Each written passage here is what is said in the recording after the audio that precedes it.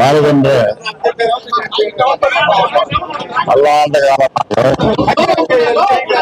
பூம்புகாரில் மகளிர் பெருவிழா நடத்துவது வழக்கம். வன்னியர் சங்கத்தின் சார்பாக பூம்புகாரில் மகளிர் பெருவிழா, சாதாரண விழா இல்ல, பெருவிழா நடத்துவது மாநாடு, பெருவிழா மாநாடு. இடையில சில ஆண்டுகள் நடத்த முடியவில்லை என்றால் அங்கே அதை புதுப்பித்து அதற்கு அந்த இடத்தை அரசு இப்பொழுது நிறைய செய்திருக்கிறார்கள், அழகுபடுத்திருக்கிறார்கள். அதனாலே இந்த ஆண்டு அங்கே